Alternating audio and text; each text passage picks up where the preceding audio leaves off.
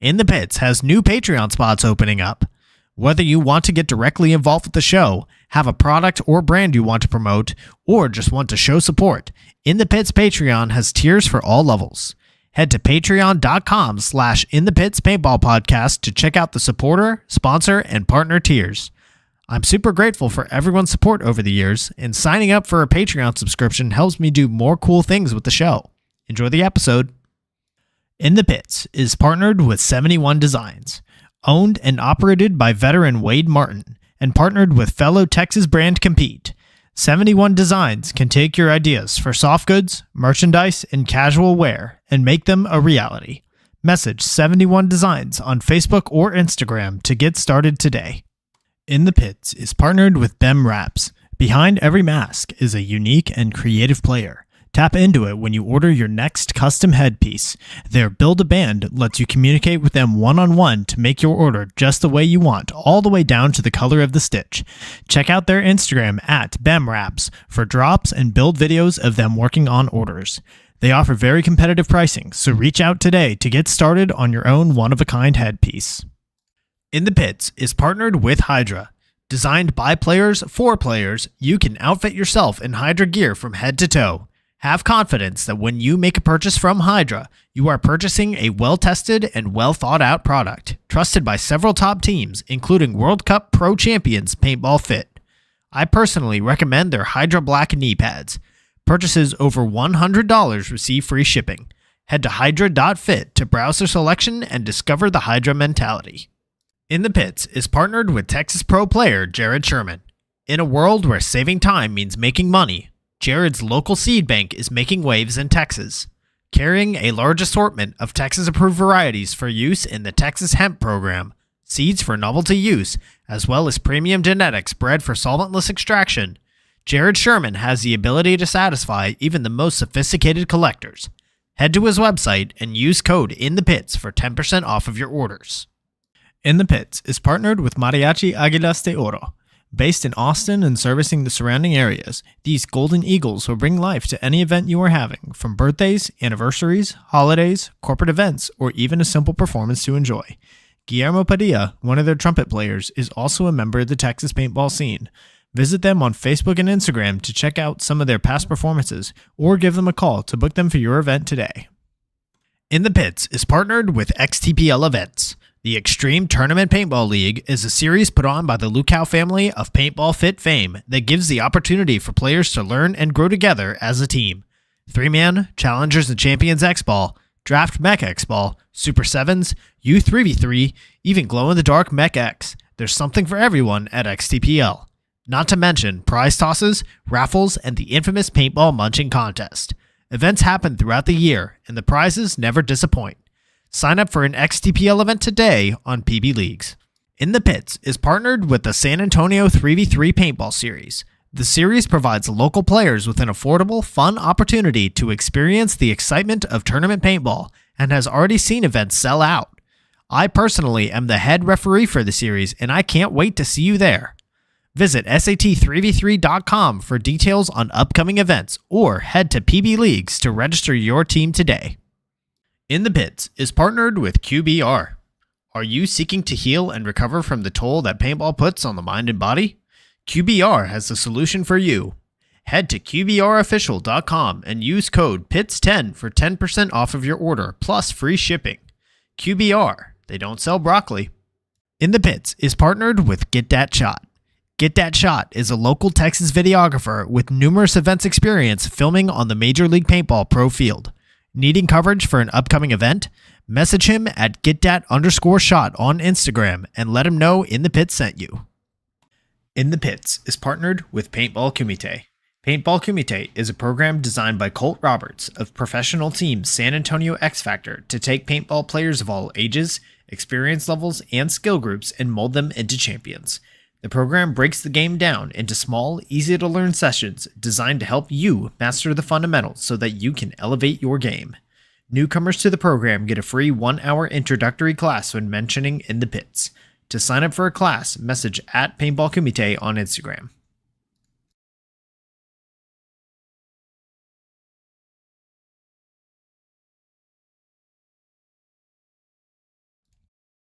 Good evening, everybody, and welcome to episode 130 of In the Pits Paintball Podcast. This podcast is focused on everything that has to do with the paintball scene here in Texas, from professional players and teams to new divisional programs, local tournament series, field owners, Texas-based brands, even photographers and videographers.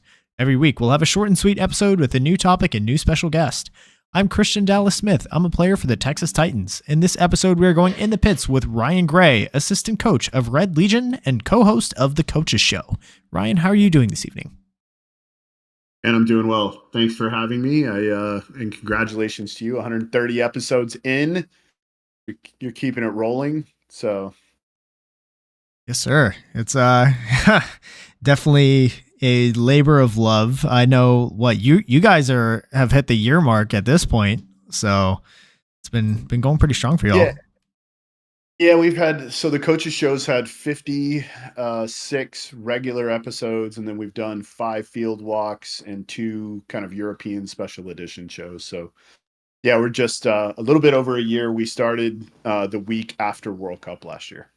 So yeah, wow, it's been that long already. It feels like so many things have happened between then and now. And I mean, I'm sure you've seen how crazy the off season is, and even your move being a huge part of that too. So, I mean, how does that feel with being, I guess, even more involved with the scene and like the pro scene specifically, and now like you're even more like behind the scenes, you're being more of a personality as well as far as like the content and representing the league as a whole? yeah, so it was really interesting this year because my intention was to take the year off. It's interesting. This is similar to my story from last year that we'll get into later. My intention really was to take the year off. I don't still want to be a head coach. I feel like I go through like 3 to 5 years spans, and then I want to take time away. I've done it 3 times now where I've coached teams and then kind of stepped away and coached teams, stepped away. Anyway, this year I kind of told everybody at World Cup. I had a couple of team owners approach me at World Cup about what my plan was going to be, and I just told them, hey, I'm going to take the year off. I was going to coach the Havoc guys that are down there in San Antonio. That was going to be my plan. I was going to coach those guys at the USXBL, and then I was going to get a team up here here in Oklahoma for the EXL, which happens in Kansas. And I was just going to work with divisional players, go to the events, and just do stuff for the show. Anyway, so because I had kind of put that rumor, which it ended up being a rumor, but it was truth for me when I was telling people, since I'd kind of put that out there at World Cup at the beginning of the off season, as I was talking through coaches, I knew a lot of the things that were happening. And it was, when you have 4 big dominoes, like the first 4 that fell with impact, it creates a lot of ripple, right? And it also creates a ton of, alertness and awareness from team owners and coaches where they're like, okay, everybody thought at the end of kind of right after Chicago that all the owners were going to kind of pull back. They were going to spend less money. There was going to be a little less chaos in the off season. And then as we got closer to World Cup, the buzz was beginning to change. That there were going to be some hungry teams. I don't think anybody expected what happened to happen for those four players to move. But it was really fun to get to kind of be a part of that and be in the know about a lot of those things. Because again, I wasn't going to be their competitor. So these coaches were very free, telling me lots of information. And I kind of knew who was on everybody's boards for the most part, kind of who they were looking at and going after. And to be honest, it's been awesome to kind of be a personality in it. Our show, it's so special to Mike and I, just literally because I get an hour and a half every week just to spend time with my friend. I love Mike. Like, he's literally like my brother. So it's a special thing to get to do. So kind of being a personality in it and getting to share my opinion, one, it's fun to share the opinions that we have, but then 2, it's also nice that the consumers seem to give a shit, and that's cool. They are excuse me, listening, watching, and paying attention to what we're doing. So, yeah, man, it's been a tremendous amount of fun. I bet. And especially with an off season like this, how exciting it is. I remember what the last big major shakeup that I remember was probably Mark picking up all of his players for Diesel a couple years back. Shortly before that was the whole Latin Saints thing. But this Yeah. feels way different, I think, just because of how early it is in the offseason that it happened. Like, I think it was like 8 or 9 days after World Cup before all of these moves were announced. It was pretty quick. Yeah, it was very, very fast. And it was interesting. I think that, the Mark thing happened like January, right? So it was really late in the game. I think this is the first time I've seen an off-season kickoff, especially with this kind of intensity, ever that quickly. And again, that's why I think like a lot of the moves that we've seen are literally just dominoes of those first four, and team owners and managers and coaches going, oh my gosh, like, okay, we've got to get to work, and so there were a lot of decisions made very quickly by a lot of the teams, right, and a lot of the big names. So yeah, man, it's a wild time. Again, I've been in paintball since 1993. I've been around tournament paintball and back then the MPPL since 1997. I've never seen anything like this. I did hear Nick Slowiak made a comment on, I believe, PTG, kind of talking about the time when MPPL and the NXL sort of had their weird split because of the contract thing that was kind of going on with the NXL. I still don't know if that was this crazy. Like, Yeah. with just all the shifts and the name changes, everybody kind of had to. A few of the teams had to kind of change their name a little bit, but I don't know that I've ever seen anything like this. Yeah, definitely. I mean, it's not a surprise with the results from last season. There was so much more chaos, like just from the season results as a whole. You had 8 different teams made the finals. Only 2 teams Yep. made the finals more than once, and they only made it twice. Edmonton Impact, who had by far the longest Sunday streak, you had to go back to PSP to see the last time they didn't make a Sunday. That ended at the Lone Star event where they got 15th. Like, Only 3 teams made every Sunday. Only 3 professional teams made every Sunday. I don't know the last time that happened. Um, I'll tell you, from the competitive aspect last year, the league was so fun, not only to watch but to talk about. I mean, it gave all of us, you included, if you talk about the NXL Pro Division, it just gave you a lot to talk about because it was constantly this churning of teams that were moving around through the middle of the pack. I mean, we had a different last place team at every event. There wasn't a Latin Saints, right? Like, we had a different last place team at every event. Like, it was an incredibly fun time last year. Now I think this year that's going to change, unfortunately, because of a lot of the things that have happened. But yeah, man, last year was so fun. definitely. I think part of it might be like these traditionally, like the blue blood teams didn't really have a whole lot of success this year. Like Houston Heat continued their, this is the second year in a row where they've just made the quarterfinals and exited in the quarterfinals for 10 events straight now. And, we already talked about Impact. They only made one final this year, and they had arguably one of the biggest finals collapses in recent memory. Being up 2 points with 1:04 left against the rookie team, like that is a, yes, you can say that Paintball Fit, like, are they truly rookies? I know they had like the AC Dallas year a couple of years back, but Oh no, I wasn't going to say anything about them being rookies. I was going to say I feel like less was it Impact's collapse and more about Paintball Fit's just will to win. I mean, they I don't, because when you go back and watch that game, Impact didn't do anything wrong. They didn't do anything abnormal. Paintball Fit just the tempo change that they made, putting 2 guys into the middle of the field the way they did, like their adjustments to go win those points, which they had done against the Russians. If you go back and watch that Russian match, they had done it against them when things got tight. Their tempo change and putting the two guys, I would say that it was less about Impact's collapse and more about Paintball Fit's adjustment and will to win. I mean, in my opinion, unarguably, they played those last a minute. I think it ended up being 1:08 after they added the time back on. So about 1:08, and then the overtime point, just flawlessly.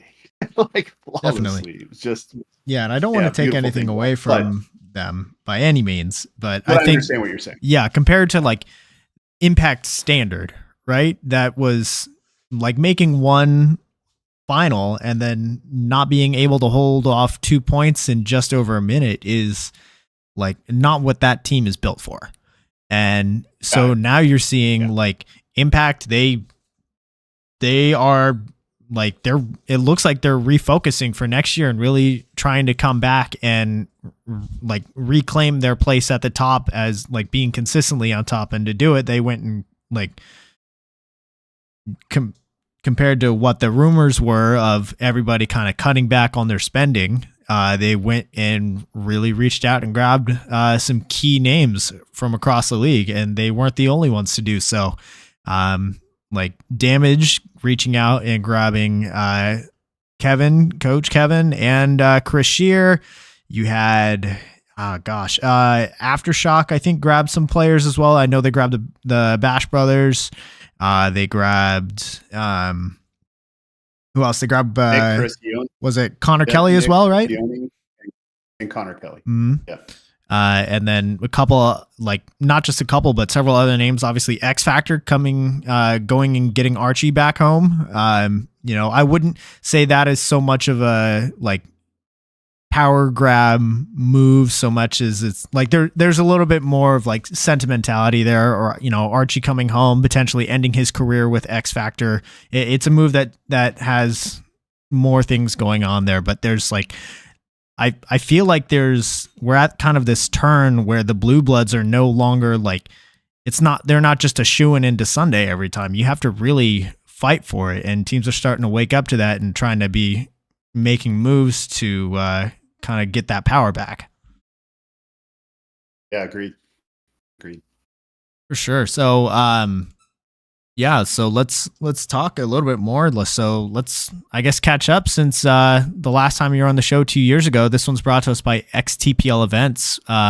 So looking back on it now, the last time we had you on was right after you won the pro spot with Notorious. So how was that moment for you looking back on it now 2 years later?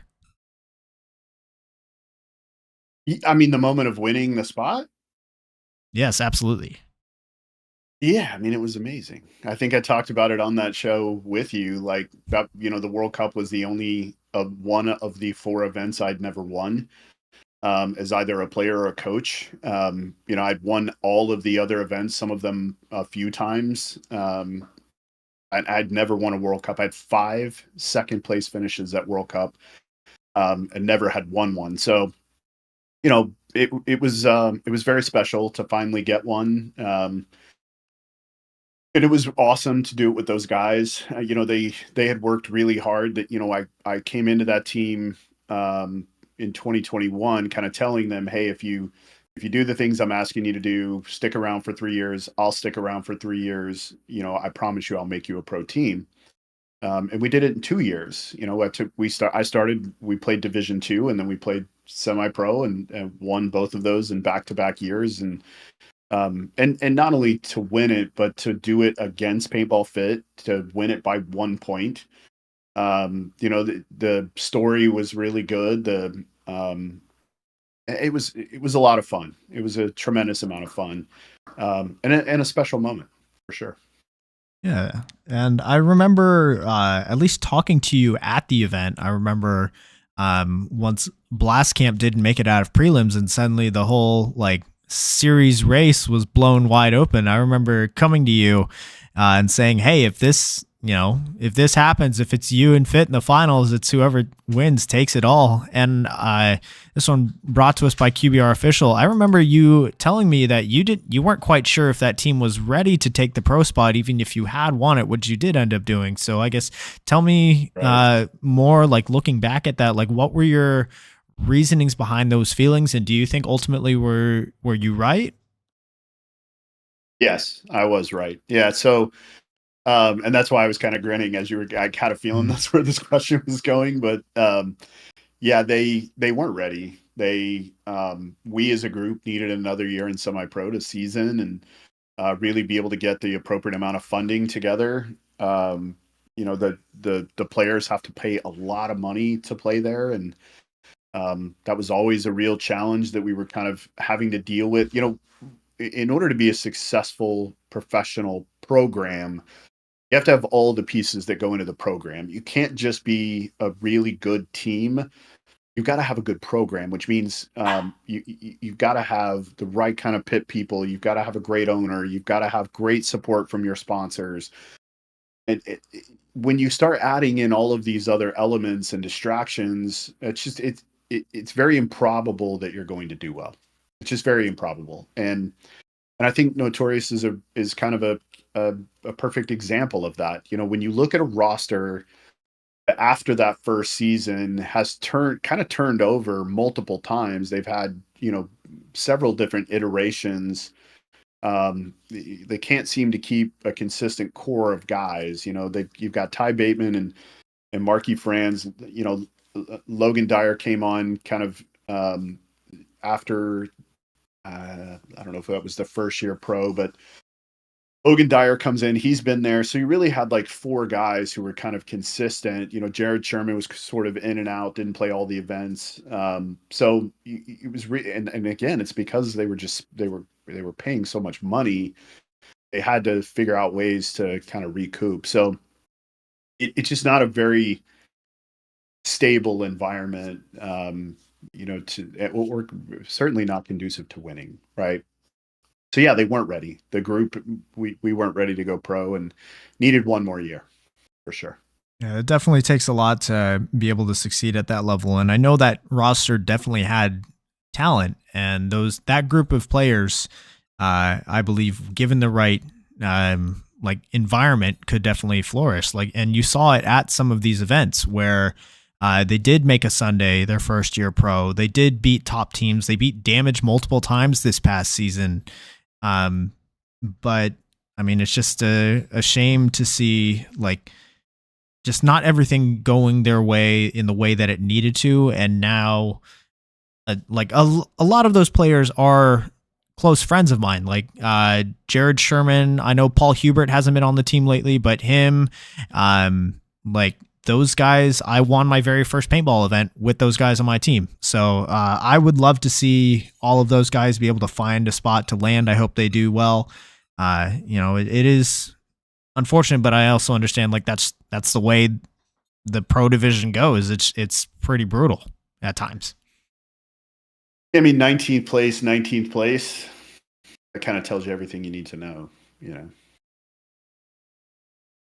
Yeah, definitely. But we'll see we'll see how it ends up for them. So this next one brought to us by the San Antonio 3v3 series, which registration is now open and accepting payments as of earlier last week. That's the one that is put on by Sasha. Great event series. I'm the head ref for that, so please go sign up. It's a great time.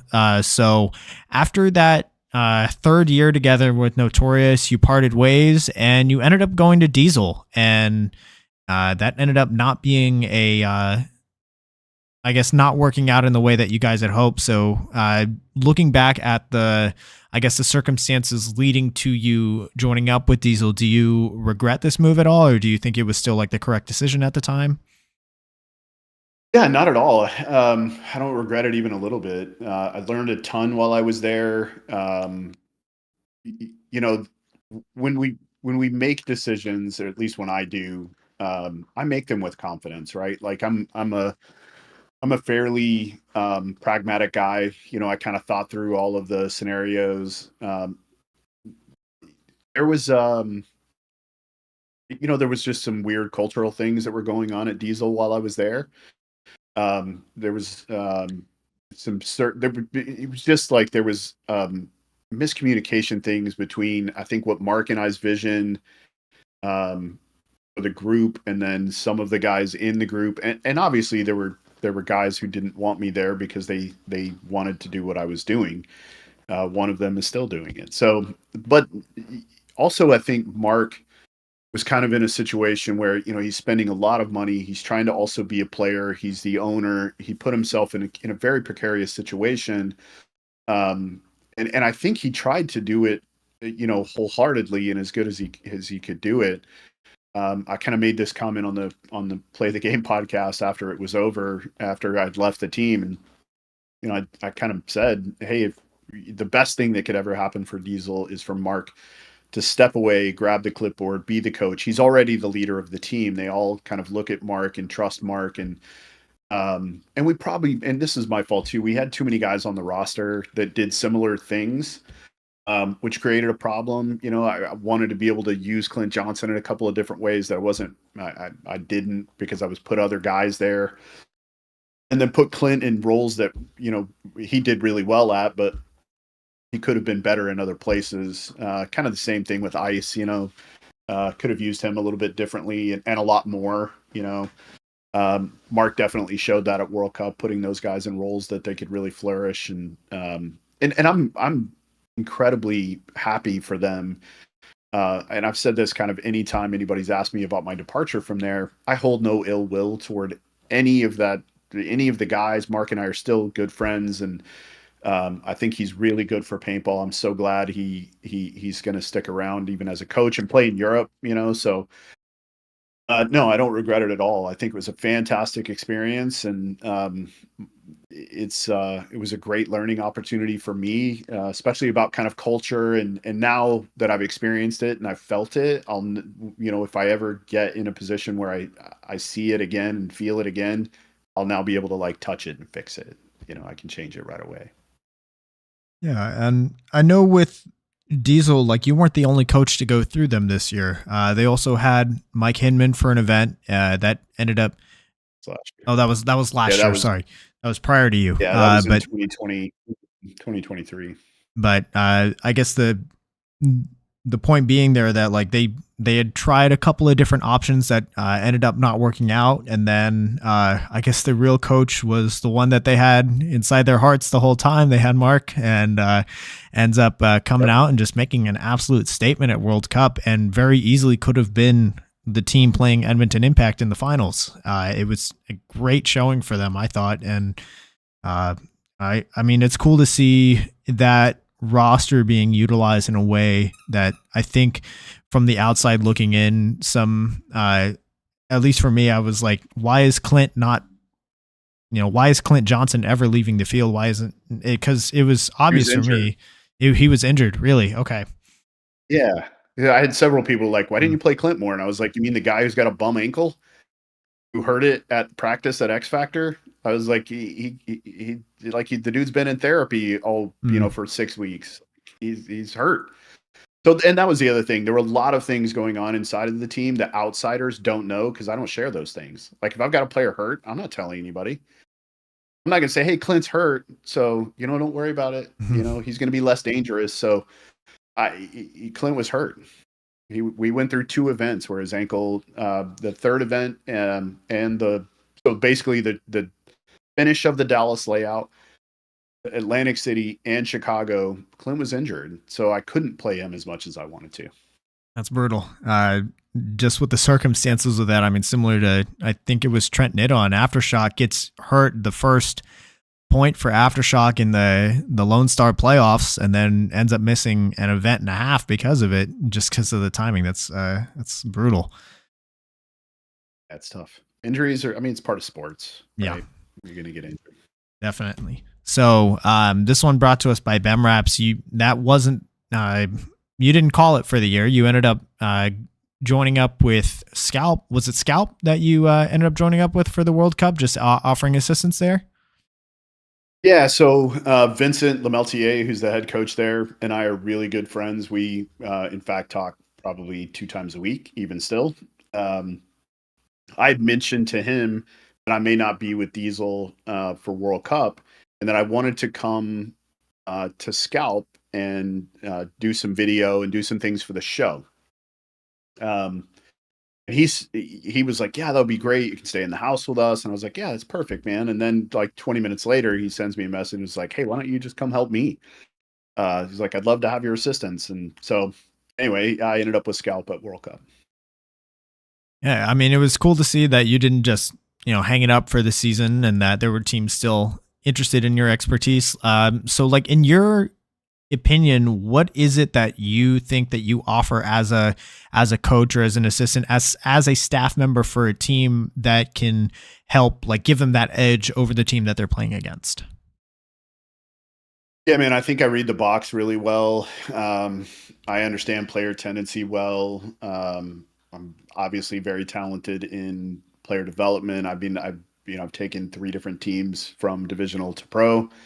Um, and data. I love data. I think I talked about this a lot on the last show we were on. I keep a lot of data. I mean, I have literally notebooks of every team in the league um, that I've statted, over the last 3 years, and even some before that. Um, so I like data. So I think that helps. I don't guess a lot. I use data for the majority of my decision making.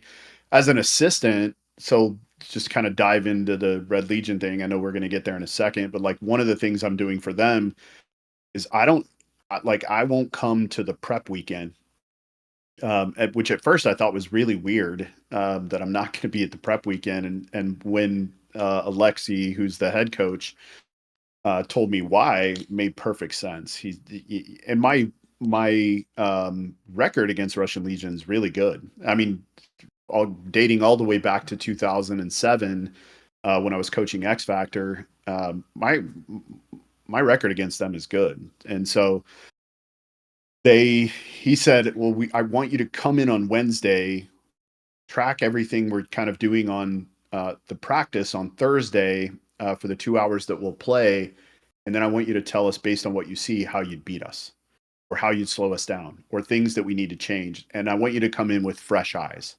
I don't want you to see what we've done in the preparation, so that when you get here, it's a completely fresh look. So that's what I think that I bring to the table as an assistant most. Interesting. Okay. I can appreciate that approach, and it's cool that there is an organization out there that has the kind of resources to be able to field that expertise. I mean, there's a time in paintball not all that long ago where coaches were very rare in the pro division, and now you've got this situation where you've got every team should be having a coach. Most teams, if not all teams, have an assistant, like doing these kinds of things, tracking the data. And it's just becoming more and more of more and more of the mind game that it already is. Yeah, absolutely. I mean, when I started coaching, um, in 2000, I coached first the Naughty Dogs in 2006 at the World Cup. Um, I think there were probably I think there were 12 teams then. Of the 12 teams, I think really only like 7 really had a dedicated coach. And keep in mind, like I went in and coached the Naughty Dogs who didn't have a coach. So they'd gone the whole year with no coach. Um, so yeah, I mean, it really, coaching has really become a thing that I think has become a critical part of an organization and a program really in the last 5 years. Like at least from what I've seen, when I came back in 2021, and I had been away since 2016, I started seeing that a lot of the divisional teams had coaches, and it was less player coach stuff. They would have a real dedicated coach. So now in the pro division, and you hit the nail on the head, most teams have a coach and some sort of an assistant or stat keeper, and then usually a pit person who's kind of managing what's going on behind the scenes. And I'll tell you with Red Legion, like we have Um, we have a head coach who's the tournament coach, which is Alexi. And then we have Max, who's kind of really the godfather of the Red Legion sort of model. Um, which in my opinion, Max is really kind of the head coach. He kind of manages me. He helps Alexi through the preparation and game calling process, and coaching at the event. And then we also have Alexander, who used to come to all the events, the heavier set guy with the really great gray hair. He's still with the team. He's the team manager. So like, and then we, just brought on, Victor, who may be the greatest pick guy ever. So we have like 5, 6 support people, so like there's a head coach and then 5 support staff and then an owner, right? Sergey. So, Red Legion has a tremendous, tremendous amount of support. And that's that I think that level of organization, hopefully we're going to see more and more of as the game and the league continues to mature and these teams get more and more experience. It just becomes that, okay, this is how we get that edge over someone else. And it's not always on the field. It's not always picking up a certain player. But just having that information available to you is a cool way that I hope that we're going to just see more and more, like, just played around with and see what all's out there as far as the stat tracking. Yeah, man, I totally agree. Joey mentioned this on our last episode of the Coaches Show. That a really good coach is as valuable, if not more valuable, than a really good player. And I agree with him. Like, if you have a really good staff that can provide the right kind of data with the right kind of texture, I think teams can do a lot more than that than having one superstar individual. So, yeah, I think coaching is definitely, and I think Mike and I and the show have created also, like, now sort of more of a showcase, a place for resources. We've tried to help make that coaching role, um, you know, not only be more valuable, but seen as more valuable, so that the community understands, like, it's not just the coaches saying, "Hey, we're important." It's also letting the coaches kind of iterate to the community that, hey, this is what I do when I'm with a team, right? So they can see it's not just about drawing X's and O's. It's about managing personalities and trying to mold the culture and motivate when you need to motivate in the right way. So there's a lot going on with the coaching thing, and I'm like you. I'm hopeful it continues to grow in the way it's doing now. Well, I can tell you from personal experience that at least at the Texas regional level, the teams and programs are paying attention to that and they're doing their best to emulate it. I remember a time when I started playing NXL events 2019, their regional events, there were very few coaches out there at the Texas regional events. Like, you would see Jeremy Zimmerman, you would see Tyler Speece, and not many other people out there. Like, those two guys were like the known, like, oh, these guys are coaches for these divisional lines. Nowadays, you've got every single team out there is at least doing some sort of scouting on the opponents. Anytime there's a match, if they're not playing, they've got at least one guy on the sideline with a piece of paper and a pen in their hand writing down the breakouts. And that level of information is being more and more valued, even as low as like Division 5, which is, like, I mean, from where we were a few years ago, is almost unheard of. And it's just cool to see. Yeah. And Might be a little unnecessary in some of those divisions. Like, just focus on you and do it really well, and then it doesn't matter what the other team does. For sure. Yeah. So as far as like that assistant coach thing with Red Legion, this isn't the only team that you've been doing assistant coach work with. This past year, you also traveled with Team USA to do some work with them over in Europe. So, tell me, how was the process as far as like joining up with the organization, and what role did you have for them? Yeah, so actually in 2022, I was coaching Austin FSU in Europe, and Skinny sent me a message and said, "Hey, you're going to be in Europe. Can you help me with Team USA?" I thought like he had a team of coaches, right? Because when you look at the number of teams that Team USA takes to the Nations Cup, you have 5 teams, right? So you have the vets, the men's, the women's, the U19, and the U16. I knew that Marcelo coached the U19. I knew that Pat Kraft and Kyle Berry coached the U16, and that year Nikki was going to coach the women. So I thought that he had coaches like a coach for the vet team, and then he would coach. So I just said, yeah, man, of course, anything you need me to do, I'll do. And so I actually helped them in 2022. I basically statted every game. So it like went back and forth between the field, just statting and statting and statting and statting. This year, myself and Mike Bianca both went to assist Kevin, and I ended up coaching the vets because we had the men and the vets now had some overlapping games.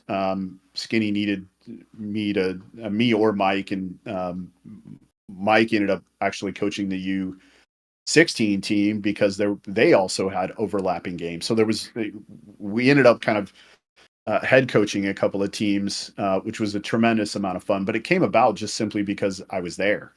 Happened to be in the right place at the right time. And then in 2023, Mike and I had developed a relationship with BKI with some things that we wanted to do with the coaches show. And he just kind of asked like, "Hey, would you be willing to come over and help with Team USA?" And, of course we said yes, and we're honored and would love to do it. So that's how that thing kind of came about. And I guess we did a pretty good job last year because they've invited us back again for 2025. So we're really, really excited about that. And it's cool, the level of organization and, like, I guess the value that the Team USA Paintball organization puts on like having a good showing and truly investing in, like, hey, this is what it's going to take, and we have a legacy to uphold over there. So it's cool to see the value being placed there. So this one brought to us by Mariachi Aguilas de Oro. As far as like the Team USA stuff, how do you hope that do you think you're just going to be doing the same role going forward, or do you hope to see any like expansion in either your scope or the team's like capabilities as far as like the support staff side goes? Yeah, honestly, I'll do whatever they need me to do. I go into that and kind of even into this Red Legion thing, both with very little ego and just, hey, whatever you need me to do, I'll do. I do have some boundaries I'm not willing to cross. I'm not going to run pods. Unfortunately, at my age, that's just not fun. But like, I literally tell Skinny every year, like, whatever you need from me, that's what I'll do. Like, if you need me to just sit in the stands and stat all day long, no problem. I enjoy that. I'll do it. You need me to help coach a team? Great. I'll do that too. You need me to stand in here and watch the opponent while you're coaching our guys? Do you want to watch our guys while you watch the opponent? Like, I'll literally do anything he wants me to do. So I have zero expectation or vision for it changing, just because I don't know. I'll do whatever he needs me to do. And Anthony and Laurie run just a fantastic organization with USA Paintball, and same, anything they needed me to do, I'll do it. You want me to go get waters? I'll go get waters. Like, I don't care. I go into that with the understanding that the honor it is to be a part of the program and to support Team USA. We all of the pros, Mike and I, we buy our own flights, we pay for our own hotels, we pay for our own rental car. Like, we do all of that because it's an honor to participate in that, deal. The fact that we've gone over in back-to-back years and won every event, in my opinion, just kind of proves the pudding, right? Like it's the greatest recipe. You have great coaches, you have great players, you have a great organization. It's all those things I mentioned. We were talking about Notorious. Team USA has it. They have it, and they have it in droves. It's awesome. Um, Yeah. yeah, and it's obviously the results show, right? And heading into next year, I know there's been a couple of players that have graduated out of U19. I think that Colton Dahl is about to be in his final year. Is that correct? He's in his final. I think this is his 6th year with Team USA, and he is in his final season. And so you've got some names that have been with Team USA for quite a while now that have either just aged out or they're about to age out. But you've also got some really young talent on there that have just gotten in, like not the least of which Cameron Blanco from Texas, who was, 12, 13, playing on the U16 team and getting it done out there. So it's cool to see. He played great. Yeah. Yeah. Cool to see the future of Team USA is still in very good hands. Yeah, it's the pipeline of players coming in, and to be honest, it's just getting better. It's just getting better. Definitely. And while we're on the subject, this one's brought to us by TexanHemp.com. The process of selecting, the future members of Team USA starts at the BKI Combine, which is coming up next month and being once again held in Texas, but this time over at Wasteland. And so as far as like the first round of tryouts, are you going to be involved in that on Sunday, like watching games? Are you perhaps going to be coaching one of the BKI tournament teams, or how is that going to look for your involvement there? Yeah. So Mike and I on Saturday are running a coaches clinic from 9 to 2. So any Texas coaches, if you're a player and you're watching this, get your coach to sign up. You can go to the Coaches Show Facebook page. You can find any of our show. You can literally go to any show we've done in the last 4 weeks. The link is on YouTube is below it, on Facebook's above it. Get signed up 9 to 2. So we're going to have 5 hours. Our normal coaches clinic is 2 hours. We're going to go for 5. And there's going to be a big Q&A section where we're going to cover a lot of content. But on Sunday, we will transition Mike and I both into coaching teams. So he and I both get a team from the combine players to coach. As it relates to like the tryout process, you kind of mentioned that the combine isn't really the tryout, it's the tryout for the tryout. So if you come to the combine and you have indicated on your registration form that you are U19 or U16 eligible and you would like to you'd like to play for Team USA, that is the first place that you will have to go, is to come to the combine.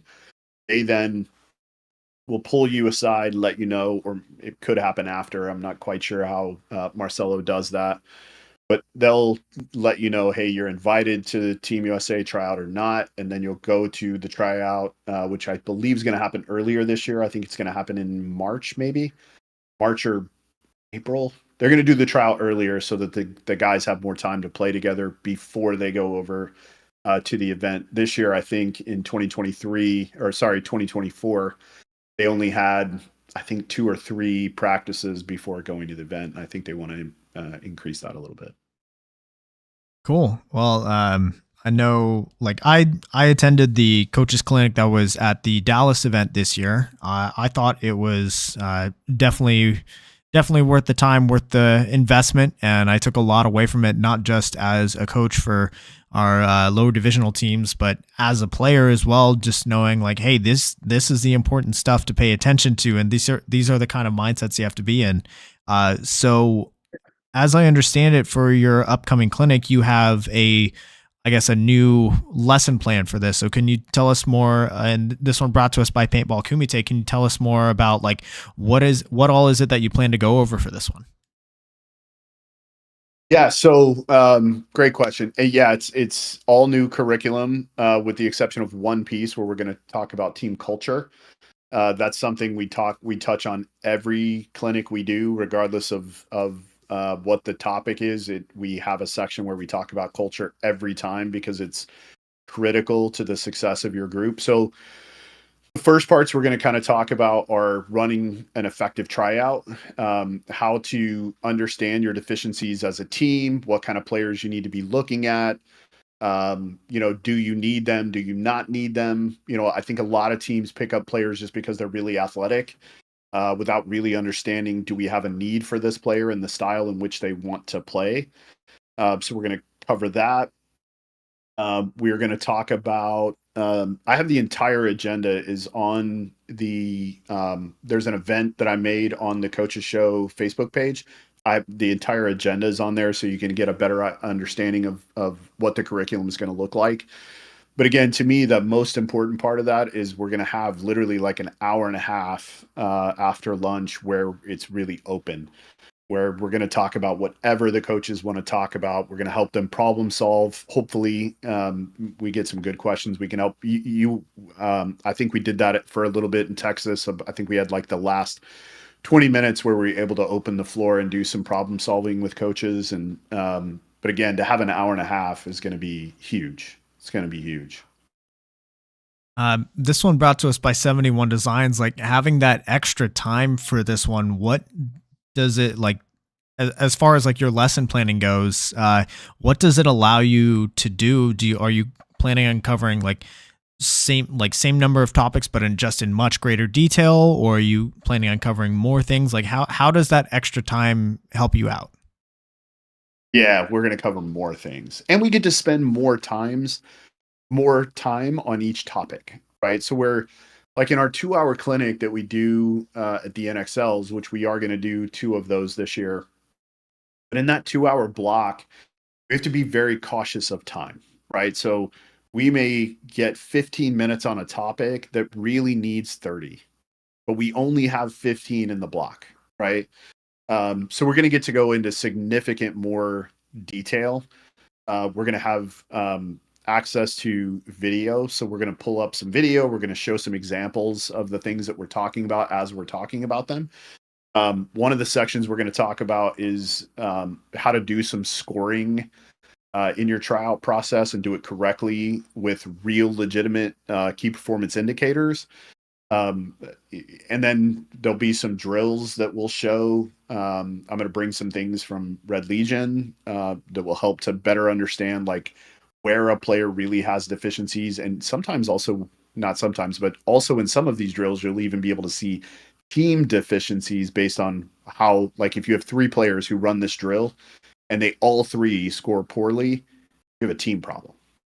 The drills you're doing aren't focusing enough on those things, and you need to alter the way you're practicing. So there's going to be a ton of takeaways from the content around how to run an effective tryout that is not just tryout based. Well, I'm sure that anybody who is out there is listening that's maybe on the fence. This is something that you should sign up for if you're in the area, especially because there are going to be things that you can take away, even if your tryout's already done for the year. There are things that you're going to be able to take away to go back and help your team. So brought to us by Hydra. For anyone listening, how do they sign up for this? Yeah. So you can go right to our social media pages. I've shared multiple times the job form link. You can also go to the event that is created on the Coaches Show Facebook page. The link is there as well. You can, I think it's also up on BKI. So you can go to the Combine page, paintballcombine.com. There's a link there as well to sign up. If you can't find it in any of those places, you can email me at ryan@thecoachesshow.live. I'll send the link to you. Yeah, we're also going to give you some goodies to take away, of course. Like you'll get a little goodie bag. We're going to give you some shirts and some other stuff. So it'll be a good time. And this one's a little cheaper because we're not having to rent the space from the NXL. For sure. And so just to clarify for everybody, the signups for this one are not on PB Leagues like the previous ones were. There's a new website that you have to go to in order to sign up. Yeah, I mean, you can always, for any of the coaches clinics we do, you can always go to they're always on our page as well. Our social media platforms, you can go there and sign up. Perfect. All right. Well, we do have a question in the chat from Papa Sash. His question is, why is your show called The Coaches Show rather than something like The Paintball Coaches Show? Great question. And the answer is also, in my opinion, really thoughtful. So I didn't want to call it the Paintball Coaches Show because I wanted people to stumble upon it and potentially be exposed to paintball. Perfect. All right. Love it.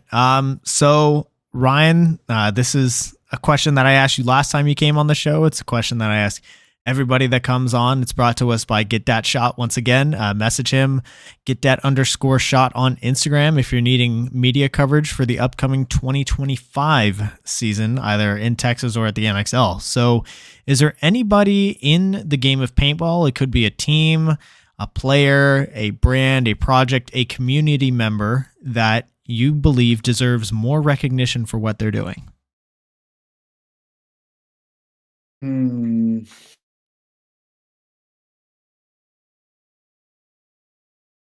Man, I think he gets a lot of recognition, but I don't know if people understands how much of his own money he's put out in the last few years. But Alex Frazier, um, is like, I think people know how much he does. Like, he's done Gap, he's helped with Hormesis, like he was the funding behind all of that in the beginning. Um, he's putting his own money into the Dynasty film. Like, I just don't know if people understand how much money Alex has invested in the industry in the last 2 years. I don't think Alex individually gets enough credit for all the things he do. I mean, bringing paintball back to print was so cool. It's so cool. Like, I mean, I have them both issues, literally sitting on my coffee table, and it's so neat to just pick it up, thumb through it, and I do it every time I sit down. Every time I sit down next to it, I just, out of habit, I just pick it up and kind of thumb through it. And yeah, I don't think Alex Frazier is getting enough credit for all the stuff he's done over the last couple of years. I think he's done some really impressive things. Love it. All right. So before we close out our show, I want to first thank everybody for continuing to tune in over the last couple of years. This episode is the first episode of 2025. And with that, we have the nomination form for the 2024 In the Pits Awards. This is our second year of doing it. I just felt that there's a lot of individuals, especially within the Texas regional scene, that are doing a lot for the culture, for the community, and I think they deserve to be recognized in their roles. So this year there are 33 categories up for awards, up from 29 last year. So we added a few more. So head to my Facebook page or my Instagram page. You'll see it'll just be like a Google form. You can submit as many or as few nominations as you want. And we will have, just like last year, a secret panelist or a secret panel of voters that will be voting on all of the categories. And we'll have the award show here coming up. I believe I said it's going to be on the 29th. So go get your nominations in for that. We'll announce the finalists the week before, and yeah, it's going to be, Wednesday, January 22nd is going to be the award show. So be sure to get your nominations in soon before we announce the finalists, and yeah, get all of those awesome individuals within the community, get them some recognition that they deserve. So yeah, that just about does it for our show. This final question brought to us by Compete, Ryan. So thank you so much for your time. Do you have any last shout outs or things you'd like to say before we sign off? Yeah, I just wanted to really quickly just touch on the Red Legion thing, and just say how blessed I am that that kind of popped up the way it did this year, and honestly, exactly what I wanted to do. I'm going to spend 7-8 weeks in Florida this year, literally just doing player development, helping that second group kind of get where they need to be.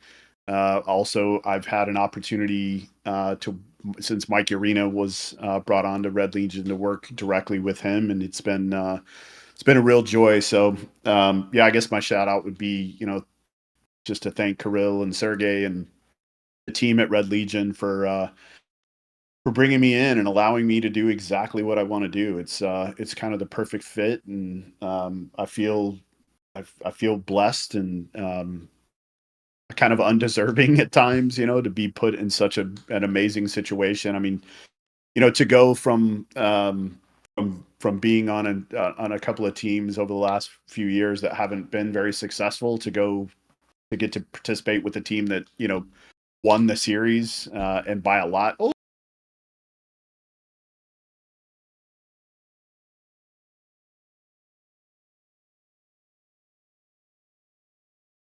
And also my co-host Mike Bianca, for putting up with me every week on the show and always coming in with a great attitude. Oh, he's in the chat. I see him. Yeah. So yeah, just really grateful, man. Yeah, absolutely. Yeah, I know I guess we did kind of gloss over the whole Red Legion thing a little bit. So yeah, if you want to circle back around to that real quick, I mean, yeah, we're excited to see you make the move. I'm sure that Red Legion has been, I mean, they've been rearming, it seems like. I know that the off season is still quite young. There's still many more many more dominoes that could potentially be falling over the next couple of weeks. I know they grabbed yourself, they grabbed Vic, they grabbed Mike Urena. So we'll see. Yeah, we'll see what all you guys are going to be able to accomplish this year. I think the league is. I know that you said on your show a few days ago that like the bottom got a little bit softer, but I think that the top couple of teams solidified their position. So I think it's going to be, the bottom is going to be soft, but I think the top couple of teams are going to be very, very strong, and Red Legion is definitely one of them. Yeah, man. I think we have with Red Legion we have a lot of players coming out. So we start our process on January the 20th, and it literally goes for 6 weeks leading up to the first event. And so all the players who are invited have an opportunity in those 6 weeks to potentially make the professional roster. They have to come to Tampa, Florida, and stay for 6 weeks, and we practice literally Tuesday, Wednesday, Thursday, Friday's recovery and active recovery day, and then we play Saturday, Sunday. They get Monday off. We play again Tuesday, Wednesday, Thursday, individual.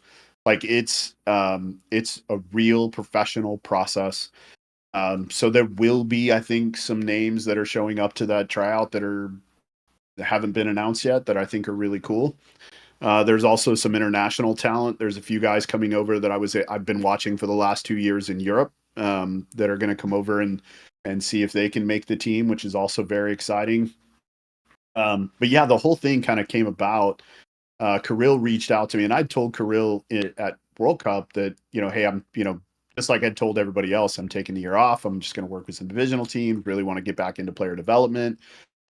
And he reached out to me, said, hey, would you be willing to have a conversation with Sergey? And because I had told him at World Cup that I was taking the year off, I thought he meant for the show. And I don't know if any of your listeners have ever talked to Sergey, but he speaks English, but it's a little broken and five puppers. It's a little broken. And so I just kind of sent a message back, and I was like, for the show, ? And he said, no, it's about next season. And the rest will be up to you. And I was like, okay, well, I'm at least willing to have a conversation. This is intriguing enough to have a conversation. One, because I've always wanted to see behind the curtain with Red Legion. Always wanted to see the process in which they train. Why does it work? How are they able to get players in, develop them the way that they do? And in some cases, a good player come in and then leave a great player. So I've always kind of wanted to see behind the curtain. So it was just intriguing enough for me to have that conversation with Sergey. And I was having it, and he was telling me kind of the things he wanted me to do. I started smiling. I was like, all right, this is player development. This is exactly what I want to do. So once we finally got it, the first schedule that they sent me was 155 days. 155 days. I own a business. I have a wife, so who has a great job. So I was willing to do it, but I hit them with a number of what it was going to cost for me to do this 155-day schedule. Just a couple of days after so that was on Friday. It was actually the Friday of the ICPL in Dallas that I was playing. So I had that conversation on Friday night with Sergey. On Sunday morning, I had a completely different schedule with 88 days on it. So I then had another conversation with Sergey on Sunday night when I got home from the tournament, and we made a deal, and it was much more manageable for me and my family, and just worked out really, really well.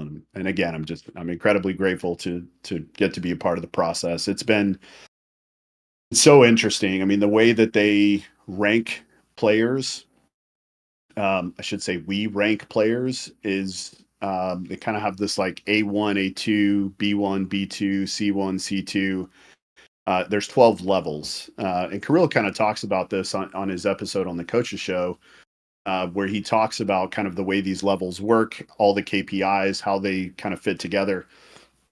It's very, very interesting. And Max keeps this for every single player. So they test every week. And the way that they're scored, the result of that score dictates their training for the next week. So I've kind of done the same thing with Mikey Arena. Like, I create all of his programming in the gym and his running and everything he's doing on Sunday after I get his test results. So he sends me his results, and then I manipulate and change his training to fit the weaknesses or the shortfalls in his tests. So whether it's density or power, like whatever we need to alter a little bit, I add those things. Also adding in mobility and all of those kind of things, like hip things that are really important to a paintball player, shoulders, a lot of abdominal movements, and then also some very ballistic things, a lot of plyos and things to keep his honestly, just keep your butt strong, because that's how you launch, right? Your butt, your hamstrings, and your calves are what launch you. So anyway, it's been really intriguing to watch how they do it, and it's incredibly professional. It's so professional. It sounds like a lot of things that they keep track of in the NFL. So, like, bringing that level of professionalism to our sport is, man, that I didn't think we were at that point yet, but yeah, I definitely think that there's a place for it, and hopefully we see more of it. Yeah, agreed. It's very impressive. For sure. And I was going to say, for someone who's talking about taking a year off next year to go to Red Legion, where they've kind of been known for, hey, you're coming a full month in advance. That's kind of going the opposite way there on first glance. I only have to go for 1 week, and then I get to come home, and I don't have to come back until the Wednesday before Tampa. And then I will, after Tampa, so I'm home a week, and then I go back to Tampa for 3 weeks, and then I'm back until right before Cleveland. I don't remember, whatever the Atlantic second event is. Is that Atlantic City? Yeah. So, and then I go back to Atlantic. So, like, the schedule for me is actually significantly better. The only one that's really brutal is August. I'm gone because of Team USA and my time in Florida. So I'll be in Florida for 20 days, and then I come home. I'm home 2 days, and then I leave to go to Paris. So. Gotcha. Okay. So I'm assuming for, like, I know you were talking about maybe you were going to coach Team Havoc, or at least that was your original plan to coach them. Does that mean you're no longer able to meet with them for the local stuff, or? I'm going to try, like, I really like them. Like, Travis is awesome. And so I really want to be able to help them when I can. But I also really want them to have a dedicated coach. Like, it's tough.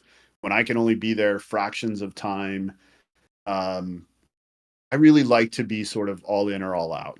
Like if I'm going to help, I want to really help. And if I'm not, I'd rather not. Right. Does that make sense? Like I don't want to come in and potentially mess up something that somebody else has already put in place and maybe say something completely different. I really want them to have a dedicated coach because I think they deserve it. And two, I don't know how helpful I can be to just come and coach an event. Right. If I come and just coach in a tournament, I'm not going to really be able to teach them anything. It's really just going to be, hey, here's what we're doing. Here's why we're doing it. Okay, go do it. Right. Without any kind of understanding of the guys and the way they play and visiting their practices, like it just doesn't make a lot of sense. So I think there'll be times when I can be present and can help them. It's just not going to be in the way that I would like it to be. I understand that. Yeah, it definitely helps to be fully familiar with your team. But I know that on one of your previous episodes, I think it was with, was it Leverage's coach? When I was chiming in the chat, you said, hey, invite you down to San Antonio for a weekend and you give me some drills. So I'd love to take you up on that someday. So just I guess just let me know what it'll take to get you down here. Yeah, man. Anytime. Love to. Like, first of all, anytime I can come to X Factor Paintball Park, it's a good day. I love that place. So yeah, anytime. I'd love to come down and spend a weekend down there with maybe you and another team if you guys want. And I can run you through a bunch of different drills. And I'll show you some measurement tools too that can help you understand, like, are the drills working or are they not working? Right? Like how to track information to know, like, are the things we're doing at practice making sense or not making sense, based on real measurable results. So yeah, I would love it. And I know Havoc is going to call X Factor their home field now. So I'm sure it's something that we can set up. Yeah, love to make that happen. All right. In the chat, AJ Molinari says, good luck next year, Ryan. Thanks, AJ. Love you, pal.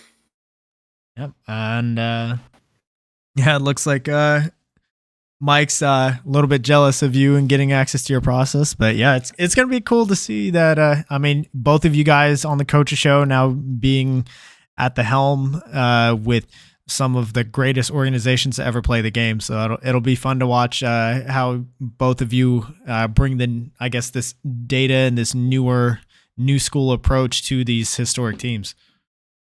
And it's so funny you said that because, like, to me, like, number one, it's really cool that Mike's had an opportunity to go work with Dynasty. I told him the Tuesday after World Cup, I said, hey, you're going to get a call from Dynasty. And he was like, no. And I was like, I'm telling. So I knew I'd already had a conversation with Joey and I knew he was going to come after SK really hard. And so was Aftermath. So I knew both of those teams were really making a play to try to get SK. And I right away started thinking there's only one, in my opinion, there's one guy in the league who can do that job and do it well, and it's Mike Bianca. That's it. Like, there's no one else, in my opinion, who can come into an organization like Dynasty and really command it.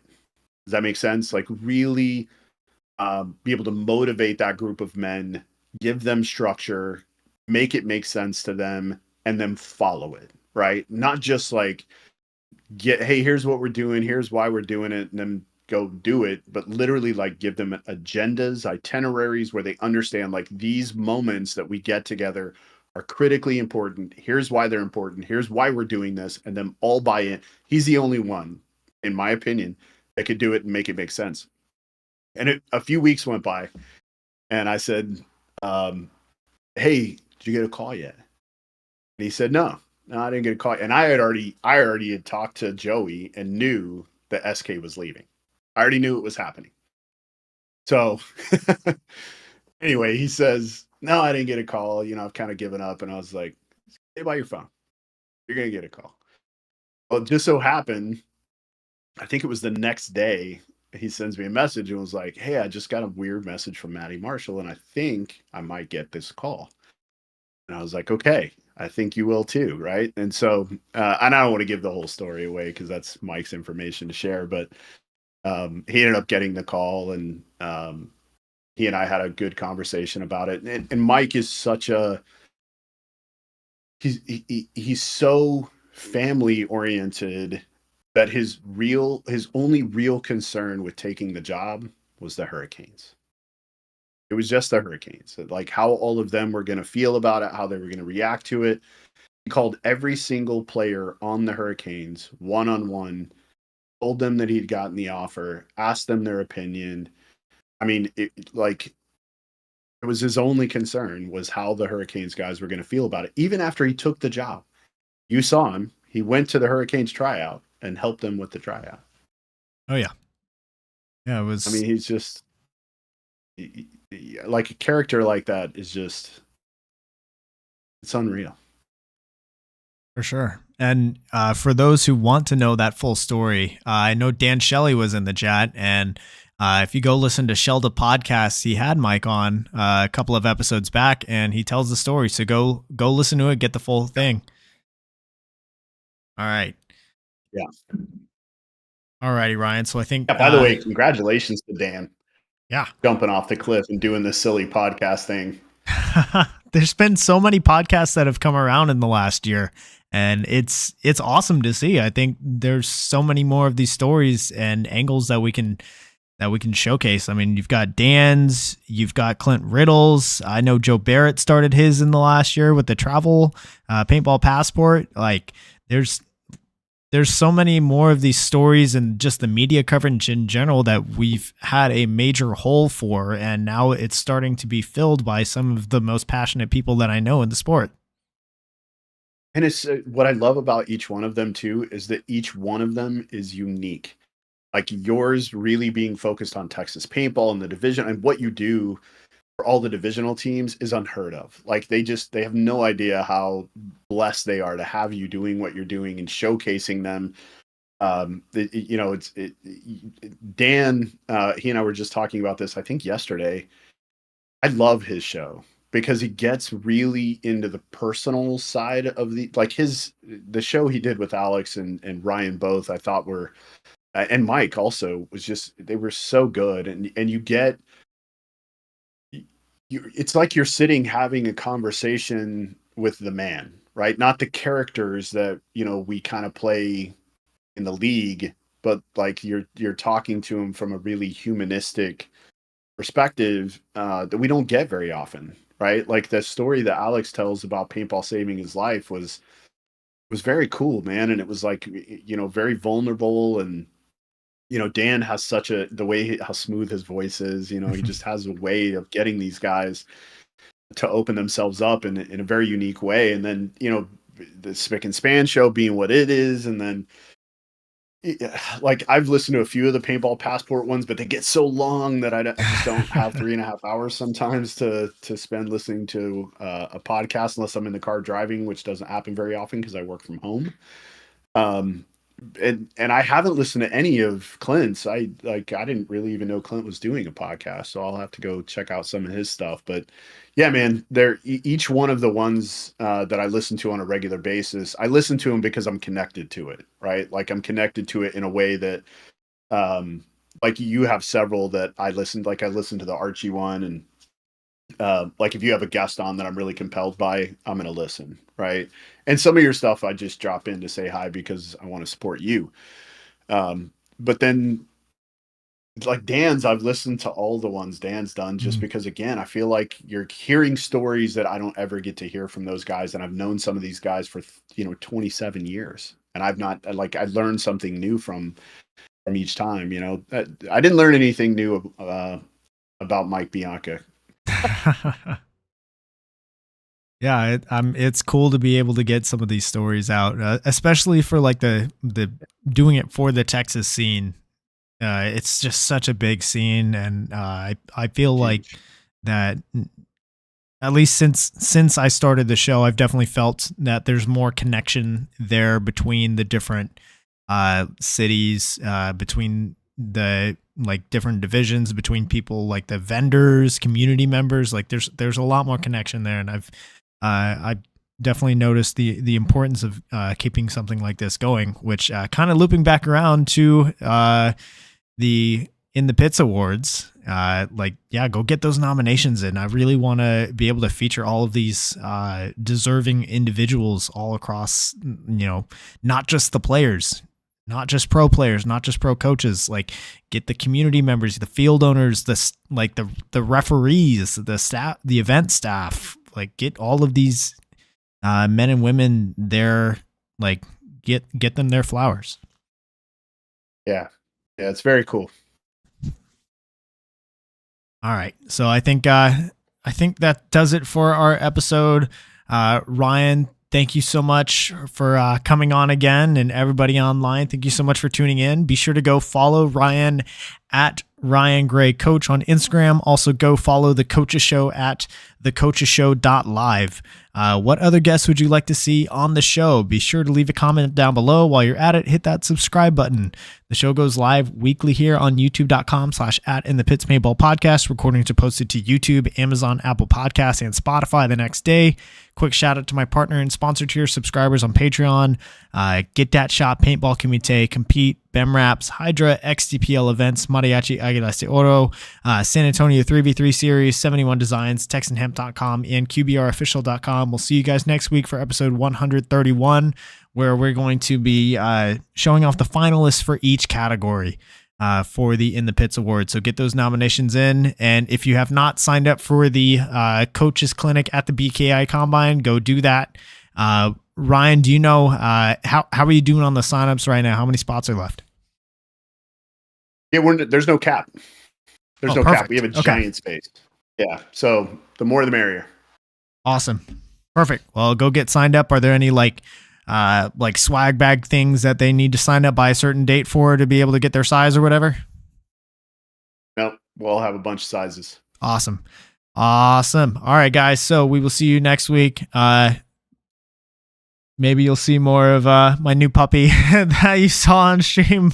You can, it's going to be fun trying to figure out how to do episodes from here on out now that I have her. So it'll be good.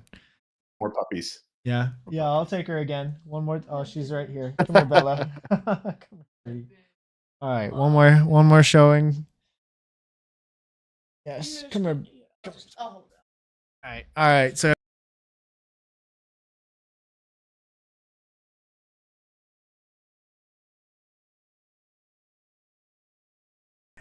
My alarm goes off at 4:45. So. All right. Yeah. We'll see you. Everybody, say hi to Bella. You'll see more of her. All right. And have a good evening, y'all.